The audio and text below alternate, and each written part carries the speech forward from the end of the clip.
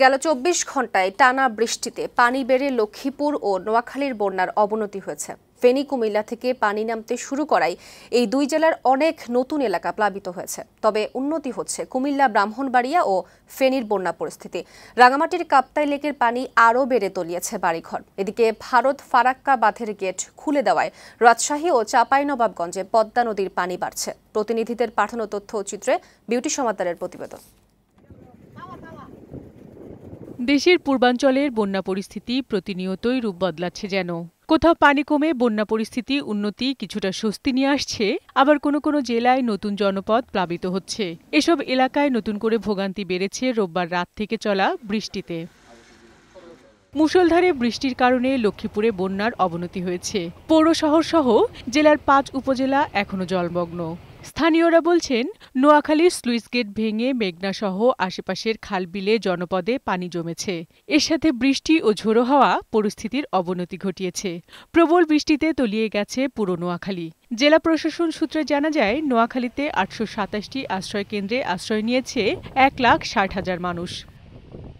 কুমিল্লার গোমতী নদীর বাঁধ ভেঙে পানি বুড়িচং, ব্রাহ্মণপাড়া উপজেলার বিস্তীর্ণ এলাকায় প্রবেশ করেছে।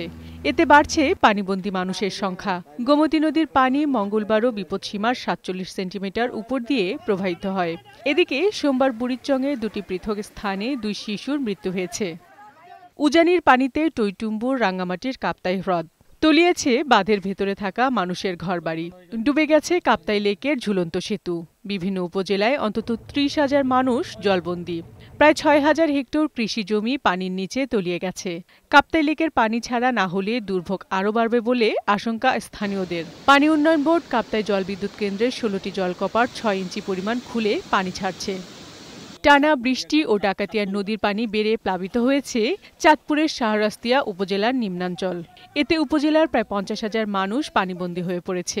আমার মারে মাত্র আশ্রয় কেন্দ্রে রাখিয়েছে। এখন ১৯টা ফ্যামিলি এই বাড়ির থেকে গ্রামের থেকে আশ্রয় কেন্দ্রে চলে গেছে। গরু লো গোতান লো ছোট হুলাইন ছাবালো ঘর হড়ি রয়েছে, কোন রকম টিনে দুগা খাই জীবন বাঁচাইতে আমার। কুমিল্লা, ব্রাহ্মণবাড়িয়া ও ফেনী জেলায় উল্লেখযোগ্য বৃষ্টিপাত না হওয়ায় বন্যা পরিস্থিতির উন্নতি হয়েছে। বন্যার পানি নেমে গেলেও ভোগান্তি নতুন করে বাড়িয়েছে বন্যার ক্ষত।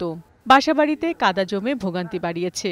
পানিটা হঠাৎ করে উঠে গেছে, এখানে পানি ওঠার পরে মালটা সবাই চলে গেছে। মাল এখন ডুবে গেছে। এক এক দোকানে মনে করেন আপনার ১০০ বস্তা ১৫০ বস্তা আলুর বস্তা, এক এক আলুর বস্তা মনে আপনার ৩,০০০ টাকা ৪,০০০ টাকা তুলে অনেক টাকা ক্ষতি হয়েছে, লোকসান করতে আমরা হয়েছে।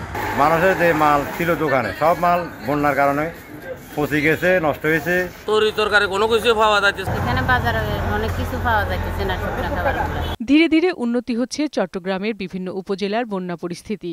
বৃষ্টি না হওয়ায় জেলার মিরসরাই, ফটিকছড়ি, হাটহাজারী, রাউজানের অধিকাংশ এলাকা থেকে পানি কমতে শুরু করেছে। হবিগঞ্জে কমেছে বন্যার পানি। আশ্রয়কেন্দ্র থেকে বাড়ি ফিরছেন বানভাসীরা। বন্যায় ঘরবাড়ি ক্ষতিগ্রস্ত হওয়ায় সেগুলো মেরামত করতেই হিমশিম খেতে হচ্ছে বন্যা কবলিতদের।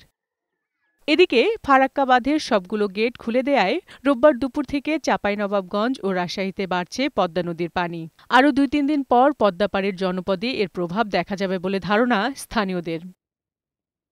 এদিকে আবহাওয়া অফিসের তথ্য অনুসারে উত্তর পশ্চিম বঙ্গোপসাগরের সুস্পষ্ট লঘুচাপের কারণে আগামী ২৪ ঘণ্টায় দেশের দক্ষিণ ও দক্ষিণ পশ্চিমাঞ্চলে মাঝারি থেকে ভারী বৃষ্টিপাতের পূর্বাভাস আছে। বিউটি সমাদ্দার, বৈশাখী সংবাদ।